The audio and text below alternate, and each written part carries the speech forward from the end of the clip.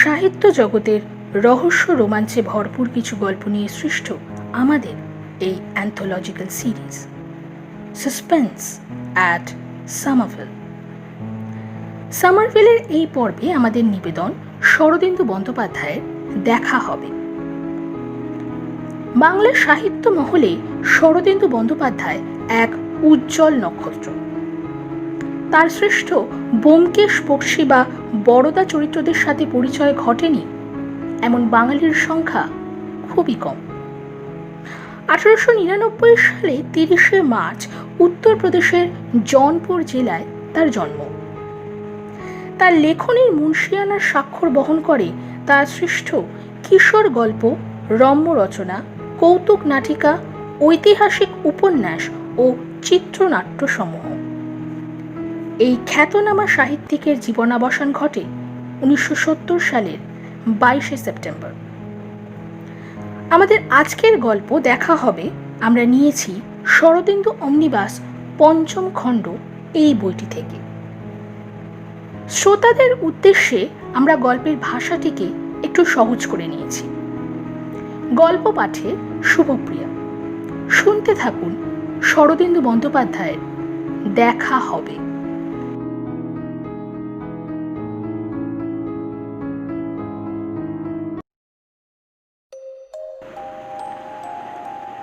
ভূপতির স্ত্রী স্মৃতিকণার মৃত্যুর সময় আমি তার সাথেই ছিলাম, আর তা কেবল তার ডাক্তার বলে নয়, ভূপতি আমার অন্তরঙ্গ বন্ধু। স্মৃতিকে বড় কঠিন রোগে ধরেছিল। আমি নিজের হাতে চিকিৎসার ভার রাখিনি। কলকাতার সব বড় বড় ডাক্তারই স্মৃতিকে দেখেছিল, কিন্তু কিছুতেই তাকে বাঁচানো গেল না। যে রাতে ওর মৃত্যু হয়, ওর সঙ্গে ছিলাম কেবল আমি আর ভূপতি। 3 তলার প্রকাণ্ড শোয়ার ঘরে দুটো বড় বড় বিদ্যুতের বাতি জ্বলছিল। ঘরের ঠিক মাঝখানে একটা প্রকাণ্ড পালকের ওপর স্মৃতি শুয়ে।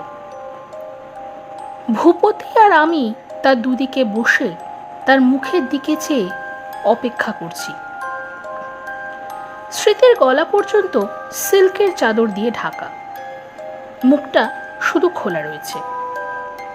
তার মুখ দেখলে মনেই হয় না যে গত 3 মাসে এই নৃশংস রোগ তার 24 বছরের সুস্থ সবল শরীরটাকে কুড়ে কুড়ে খেয়ে জীর্ণ করে ফেলেছে।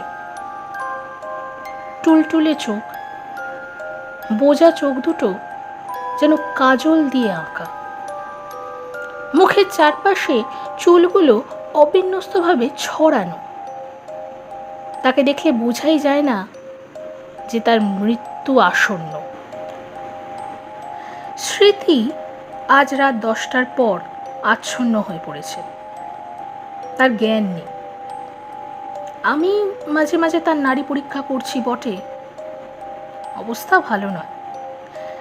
এই অবস্থাতেই বোধহয় শেষ রাত্রে কোনো সময় তার মৃত্যু ঘটবে। এখন রাত 1টা।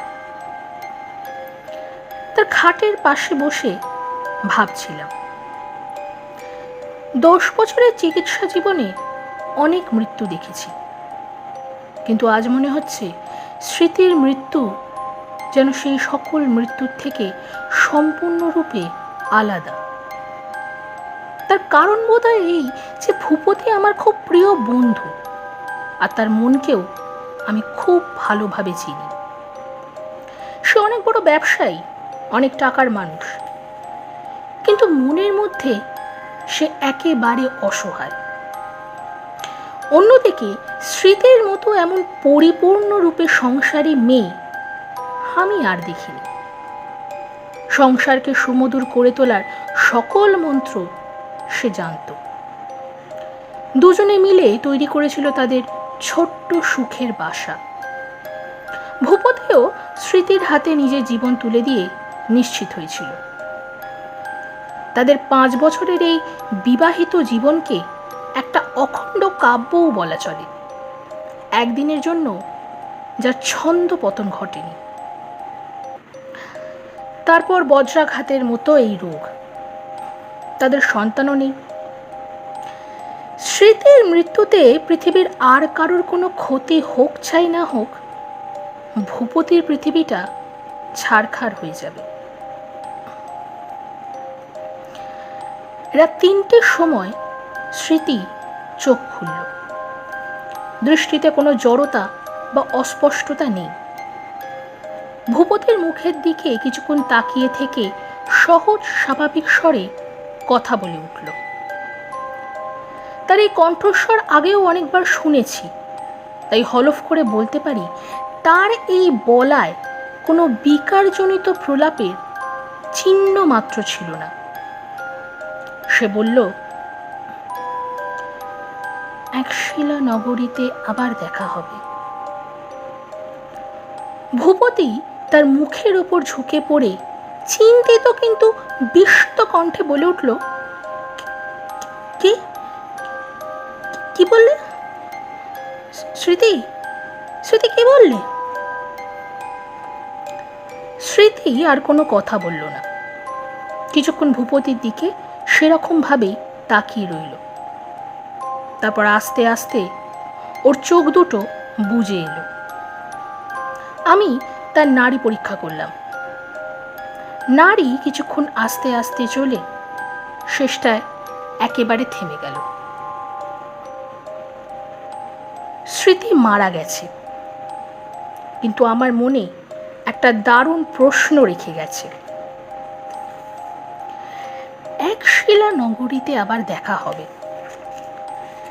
তার এই কথা মৃত্যুকালের উদ্ভ্রান্ত প্রলাপের নয়। মানুষ যেমন রেল স্টেশন ছাড়বার আগের মুহূর্তে প্রিয়জনকে আশ্বাস দিয়ে যায় যে অমুক দিন আবার দেখা হবে, এ যেন ঠিক সেই ধরনের উক্তি। একশিলা নগরী বলে আদৌ কি কোনো জায়গা আছে? যদি থাকেও তবে তার নাম তো কোনোদিন শুনিনি। আবার দেখা হবে এ কথারই বা অর্থ কি? মৃত্যুর ঠিক আগের মুহূর্তে কেউ যদি বলে আবার দেখা হবে, তবে সে আশ্বাসের কি মানে হয়?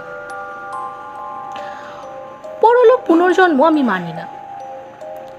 স্মৃতি আধুনিকা ছিল বটে, কিন্তু কে জানে, হয়তোবা মনে মনে এইসব কুসংস্কার পোষণ করত। মরার সময় মনের বাসনা ভবিষ্যৎবাণী হয়ে দেখা দিয়েছিল। কিন্তু স্মৃতির কণ্ঠস্বরে হৃদয়াবেগের বাষ্পটুকু ছিল না। তাছাড়া একশিলা নগরীতেই কেন? এই অশ্রুতপূর্ব নামটা স্মৃতি জানলই বা কি করে? স্মৃতির মৃত্যুর পর ভূপতির সঙ্গে কয়েক মাস দেখা হয়নি। তার বাড়িতে গিয়েও তার দেখা পায়নি। হয়তোবা স্মৃতির কথা মন থেকে মুছে ফেলার জন্য বোধহয় ব্যবসায় মন প্রাণ ঢেলে কাজ করে যাচ্ছে। জানতে পারলাম বাড়িতে খুব কমই থাকে, বেশিরভাগ সময় এখানে সেখানে ঘুরে সময় কাটায়। এবার শুনতে পেলাম সে নাকি বিদেশ গেছে। মাস দুয়েক পর হঠাৎ একদিন সে আমার কাছে এসে উপস্থিত হলো। শুষ্ক রুক্ষ চেহারা, বেশ রোগা হয়ে গেছে। আমি জিজ্ঞেস করলাম, কোথায় ছিলি এতদিন? আর এমন মরার মতো চেহারা হলো কি করে? অসুখ বিসুখ করেনি তো? ভূপতি আমার প্রশ্নের কোনো জবাব দিল না। খানিকক্ষণ আমার স্ত্রীর সঙ্গে ঠাট্টা তামাশা করে চা জল খাবারের ফরমাস দিল। স্ত্রী চলে গেলে পর আমার দিকে কাতরভাবে তাকিয়ে সে বলে উঠল, ভাই, আর তো পেরে উঠছি না, একটা কিছু উপায় কর। কি উপায় করব? কিছুতেই ভুলতে পারছিস না, তাই তো? না রে, যতদিন সে বেঁচে ছিল নিশ্চিন্তেই ছিলাম, তার কথা ভাববার দরকার হতো না। সেই অষ্টপ্রহর আমার চিন্তা করত। তো এখন শুধুই ওর চিন্তা দিনরাত আমাকে ঘিরে থাকে। এতে এত চিন্তার কি আছে শুনি? আরে বাবা, আরে বাবা, একদিন তো ভুলতেই হবে নাকি? মনকে শক্ত কর, মনে রাস ছেড়ে দিস না। সে চেষ্টা কি করিনি ভাবছিস? কিন্তু কিছু হলো কই? মারা যাওয়ার সময় কি যে একটা বলে গেল, একশিলা নগরীতে আবার দেখা হবে। তুই কিছু মানে বুঝতে পেরেছিস? না, হয়তো বোঝবার মতো মানে কিছু ছিল না। তুই আর ওই নিয়ে এত মাথা ঘামাস না। ভূপতি কিছুক্ষণ চুপ থেকে বলল, একশিলা নগরী,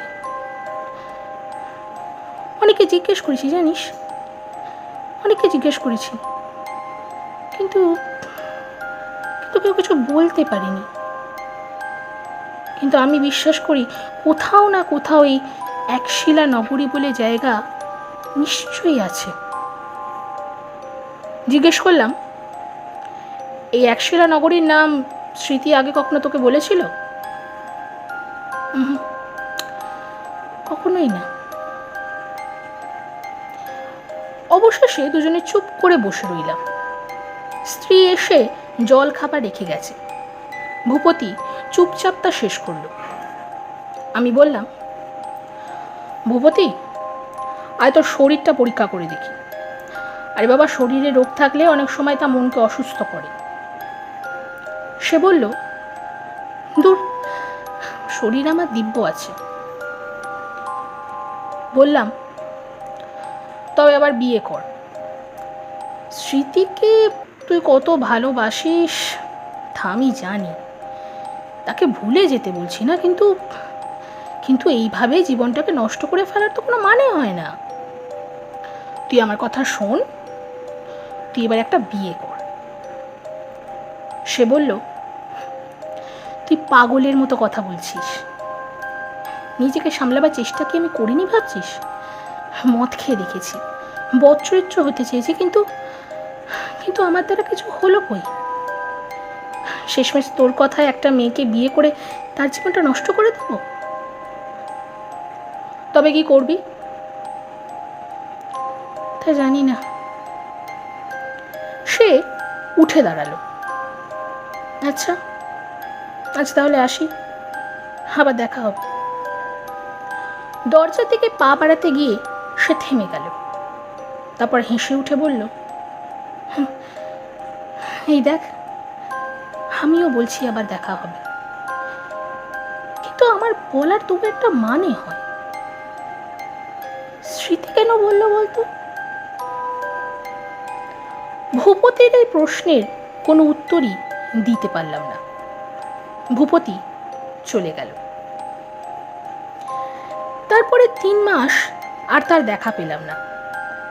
তারপর একদিন শীতের মাঝামাঝি হঠাৎই সে এসে উপস্থিত।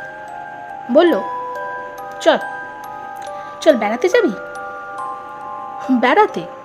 হ্যাঁ, ভারতবর্ষে বেড়াবার জায়গার অভাব, চল কাশ্মীর যাই। এই শীতে কাশ্মীর?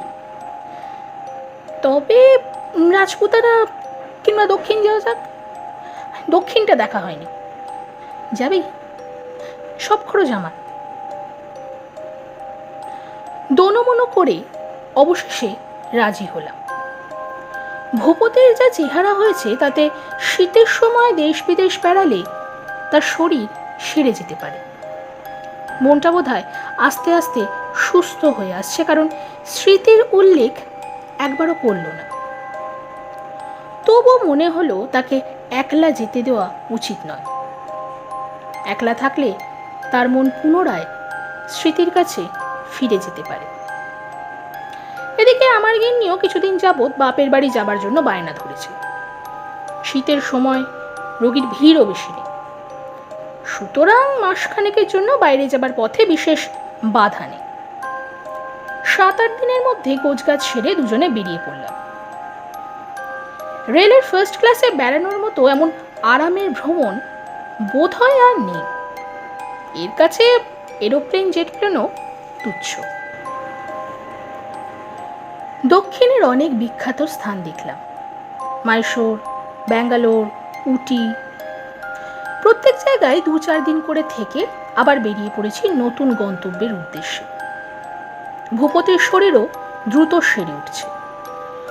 মনের ওপর থেকে কালো ছায়াটা সরে যাচ্ছে আস্তে আস্তে। আশা করা যায় যে আমাদের এই ভ্রমণের শেষে সেই সুস্থ সহজ মানুষটাকে আবার ফিরে পাব। বেজওয়ারা থেকে কাজীপেট যাবার পথে একটা স্টেশনে গাড়ি থেমেছে। ভূপতি হঠাৎ নেমে পড়ে বলল, আয়, এখানেই কটা দিন থাকা যাক।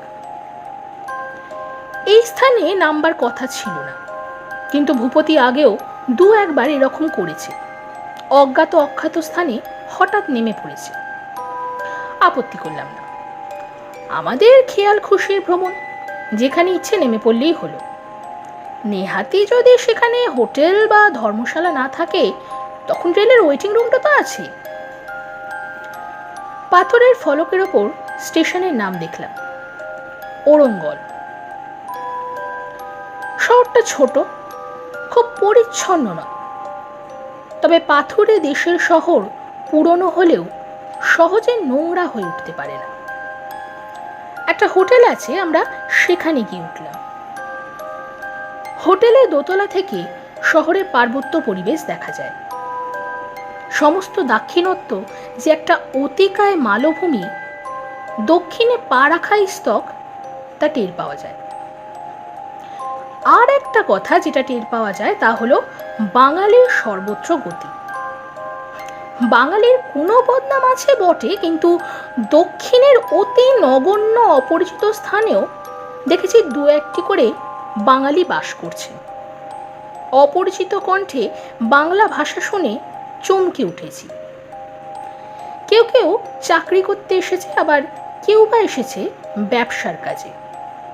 বাঙালির অগম্য স্থান সত্যিই নেই। ওরঙ্গলেও তার ব্যতিক্রম ঘটল না। কোট প্যান্ট পরা জিরাফের মতো দেখতে একটা লোক হোটেলে ছিল। জানা গেল তিনি বাঙালি। তিনি নাকি একজন প্রত্নবিদ, খুব মিশুকে লোক নন। পরে জেনেছিলাম তিনি অত্যন্ত সন্দিগ্ধ প্রকৃতির লোক। পাছে তার আবিষ্কৃত প্রত্ন বিষয়ক তত্ত্ব কেউ চুরি করে নিজের নামে ছেপে দেয়, তাই তিনি সহজে কারোর সাথে কথা বলেন না, আর বললেও তা অতি সন্তর্পণে। কিন্তু সে যা। বিকেলের দিকে আমরা পায়ে হেঁটে শহর ঘুরতে বেরোলাম। দর্শনীয় স্থান বিশেষ কিছুই নেই, তবু যখন এসেছি তখন আশপাশটা ঘুরে ফিরে দেখা উচিত। অবশেষে একটা মন্দিরের সামনে এসে উপস্থিত হলাম। মন্দিরটা প্রাচীন বলে মনে হয়, গঠনটাও ঠিক গতানুগতিক নয়। একজন লোককে প্রশ্ন করে জানতে পারলাম মন্দিরের নাম সহস্র স্তম্ভ মন্দির। অবশ্য অতগুলো না হলেও অনেকগুলো স্তম্ভই আছে। জিজ্ঞেস করলাম, তা কতদিনের পুরনো মন্দির? লোকটা বলল, পৃথিবী সৃষ্টি হবার আগে থেকেই আছে। খুবই পুরনো বলতে হবে। ভূপতির দিকে তাকিয়ে দেখি সে স্থানুর মতো দাঁড়িয়ে মন্দির দেখছে। তার চোখে বিস্ময়াহত অপলক দৃষ্টি। বললাম, এই কে যে? সে অস্ফুট স্বরে বলল, এ মন্দির আমি আগে দেখেছি। হ্যাঁ, কোথায় দেখলি? তা জানি না, কিন্তু দেখেছি। তা বোধহয় ছবিতে দেখেছিস। ছবি? কি জানি, হবে হয়তো। যখন ফিরে এলাম তখনও তার চোখ তন্দ্রাচ্ছন্ন হয়ে রইল। হোটেলে ফিরে চায়ের ঘরে গেলাম। এখানে কেউ চা খায় না, কফিরই রেওয়াজ। দেখলাম কিছুটা দূরে সেই বাঙালি ভদ্রলোকটি নাক সিটকে কফি খাচ্ছে। আমরা ব্যথার ব্যথী, সহজেই ভাব হয়ে গেল। ভদ্রলোকের নাম সুরেশ পাকরাশি। আমরা নিজেদের পরিচয় দিলাম। চা ও কফির আপেক্ষিক মহিমা নিয়ে কিছুক্ষণ আলোচনা চলল। তারপর জিজ্ঞেস করলাম,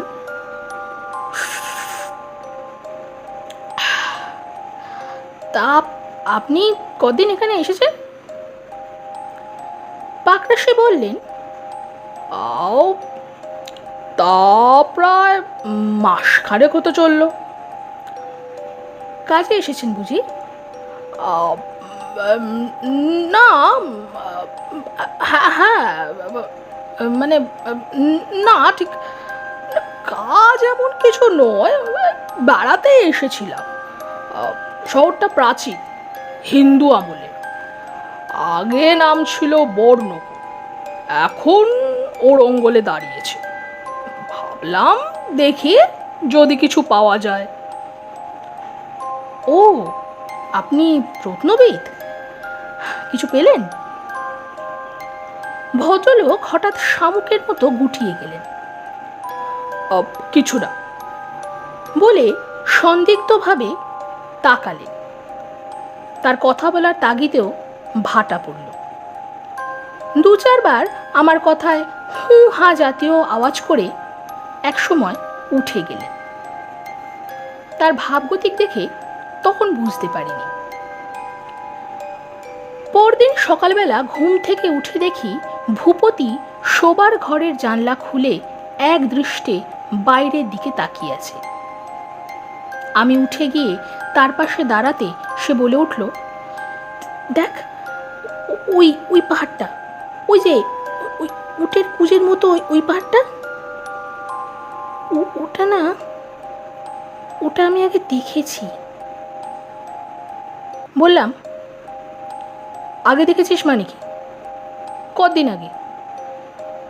সে বলল, তা জানি না, কিন্তু কিন্তু পাহাড়টা আগে আরো বড় ছিল। চেহারা ঠিক আছে, একটু যেন ছোট হয়ে গেছে। বললাম, আগে হয়তো ফটো দেখেছিলি, ছবিটা অবচেতন মনের মধ্যে ছিল, পাহাড় দেখে বেরিয়ে এসেছে, ওরকম হয়। ভূপতি কিছু বলল না। দূরে উটের মতো পাহাড়টার দিকে স্বপ্নাচ্ছন্ন চোখে তাকিয়ে রইল। তারপর ৩-৪ দিন ওরঙ্গলে কেটে গেল। আমার মনটা উসখুস করতে লাগলো। এখানে দ্রষ্টব্য কিছুই নেই, কাজেই দীর্ঘকাল এখানে থাকার কোনো মানেই হয় না। কিন্তু ভূপতির কি হয়েছে কে জানে, সে মোহগ্রস্তভাবে এখানে ওখানে ঘুরে বেড়াচ্ছে। তাকে এখান থেকে যাবার কথা বললে সে যেন শুনতেই পায় না। তার মনের মধ্যে রহস্যময় কিছু একটা ঘটছে, কিন্তু তা কি সেটা না বুঝতে পেরে ভূপতির জন্য উদ্বিগ্ন হয়ে উঠলাম। ইতিমধ্যে পাকরাশি মশাইয়ের সঙ্গে আরও একটু ঘনিষ্ঠতা বেড়েছে। তিনি যদিও আমাদের এড়িয়ে চলার চেষ্টা করেন, তবুও মাঝে মাঝে বাংলা ভাষায় কথা বলবার লোভ সংবরণ করতে পারেন না। আমরাও প্রত্নতত্ত্ব সম্বন্ধে তার দুর্বলতা বুঝেছিলাম, তাই ও প্রসঙ্গ যথাসাধ্য বাদ দিয়েই কথা বলতাম। আরও কিছুদিন নিষ্ক্রিয়ভাবে কেটে যাবার পর মরিয়া হয়ে বললাম, ভাই ওরঙ্গলে তুই কি মধু পেলি আমি জানি না, কিন্তু আমি তো আর থাকতে পারছি না। 1 মাস হয়ে গেছে, এবার যে ফিরতে হয়। সমস্ত দিন ঝুলোঝুলি করার পর রাতে তাকে রাজি করালাম। পরদিন বিকেলের গাড়িতে আমাদের দুজনের যাওয়া ঠিক হলো। সে বলল, ছেড়ে যেতে ইচ্ছা করছে না, কিন্তু তোর যখন এত তাড়া তখন চল, আমি কিন্তু আবার আসবো। পরদিন সকালবেলা চাকর ঘরে চা দিয়ে গেল। দুজনে একসঙ্গে বসে চা খেলাম। জল খাবার শেষ হলে পর ভূপতি ইজি চেয়ারখানা জানলার কাছে টেনে নিয়ে বসল। আমি বললাম, চল না স্টেশনে খবর নিয়ে আসি, রিজার্ভেশন পাওয়া যাবে কিনা। সে বলল, না রে, তুই যা, আমার যেতে ইচ্ছা করছে না। আমি বেরিয়ে পড়লাম। জীবিত অবস্থায় ভূপতির সঙ্গে আমার সেই শেষ দেখা। ঘণ্টাখানেক পরে ফিরে আসলাম। তখনও সে চেয়ারে বসে আছে, মাথাটা পেছন দিকে হেলানো, দুটো চোখ বিস্ফারিত। চোখে এবং মুখে কি যে অনির্বচনীয় বিস্ময়ানন্দ তা বর্ণনা করা যায় না। যেন কোনো প্রিয়জনকে বহুদিন পর দেখার শুভ মুহূর্তে তার মৃত্যু ঘটেছে।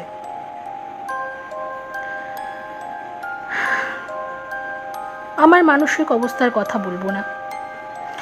ভূপতি অন্ত্যেষ্টি করলাম। আমি বোধহয় তার সবচেয়ে নিকট আত্মীয়, কারণ আমার হাতের আগুনে তার দেহটা ছাই হয়ে গেল। কাউকে খবর দিতে পারিনি। অবশ্য ঘনিষ্ঠ আপনার জন্য তার বিশেষ কেউই ছিল না। শুনেছিলাম এক ভাগ্নে তার উত্তরাধিকারী, কিন্তু ভাগ্নের ঠিকানা জানি না। দেশে ফিরে চললাম। সঙ্গে চললেন পাকরাশি মশাই। বিপদের সময় তিনি দূরত্ব রাখেননি, বুক দিয়ে পড়ে সাহায্য করেছেন। তারপর একসঙ্গে ফিরছি। ভূপতির মৃত্যু সম্বন্ধে একটা গভীর রহস্য মনকে আচ্ছন্ন করে রেখেছে।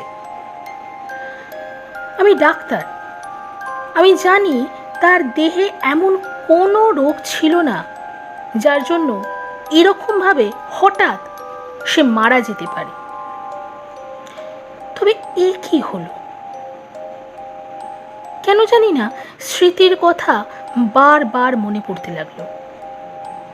সে বলেছিল একশিলা নগরীতে দেখা হবে, কিন্তু পাকরাশি মশাই এই কথা সে কথা বলে আমার মন ভোলানোর চেষ্টা করছেন। তিনি বোধহয় ভেবেছেন যে আমি শোকে অভিভূত হয়ে পড়েছি। হঠাৎ এক সময় তাকে জিজ্ঞেস করলাম, আচ্ছা সুরেশবাবু, আপনি তো পণ্ডিত মানুষ, একশিলা নগরী কোথায় আপনি জানেন? তিনি হেসে বললেন, জানি বই কি, আরে ওরঙ্গলেরই প্রাচীন নাম হলো একশিলা। কি? তবে যে সেদিন বললেন বর্ণকুল? হ্যাঁ, বর্ণকুলও একটা নাম বটে, আর একটা নাম হলো একশিলা। কিন্তু কেন বলুন দেখি? কিছুক্ষণ হতবুদ্ধি হয়ে রইলাম। তারপর স্মৃতির মৃত্যুকালীন কাহিনী তাকে শোনালাম।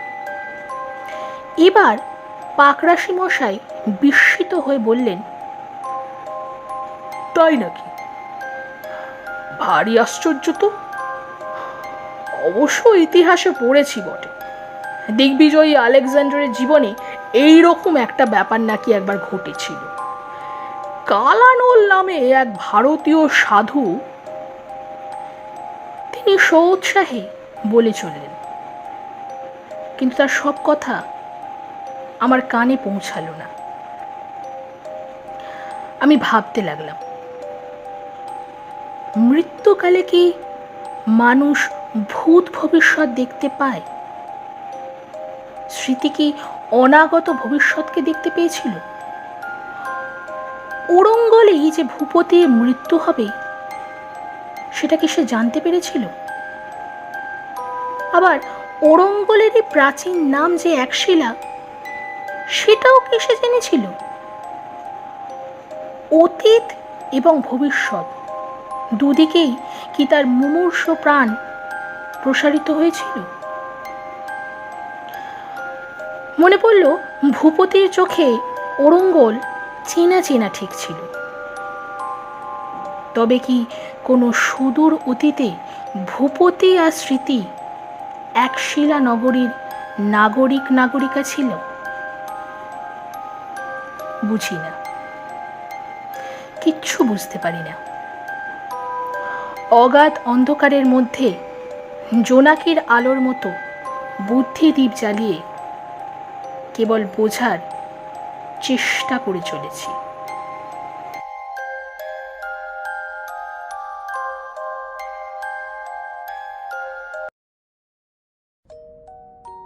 শেষ হলো আমাদের আজকের গল্প দেখা হবে। রচনা শরদিন্দু বন্দ্যোপাধ্যায়। গল্প পাঠে ও বিভিন্ন চরিত্রে Shubhapriya. Poster design Supratim. Audio ও সাউন্ড মিক্সিং এবং সমগ্র পরিচালনায় সুপ্রতিম ও শুভপ্রিয়া। গল্পটি ভালো লাগলে ভিডিওটিকে লাইক ও শেয়ার করতে ভুলবেন না। কমেন্ট করে জানান আপনাদের অমূল্য মতামত। আর এই রকম রহস্যে মোড়া গল্প আরও শুনতে হলে সাবস্ক্রাইব করুন আমাদের চ্যানেল সাসপেন্স অ্যাট সামারভিল। আমাদের ফলো করতে পারেন আমাদের ফেসবুক এবং ইনস্টাগ্রামের পেজে সাসপেন্স অ্যাট সামারভিল এই নামে। দেখা হবে আগামী পর্বে। সবাই ভালো থাকবেন। শুভরাত্রি।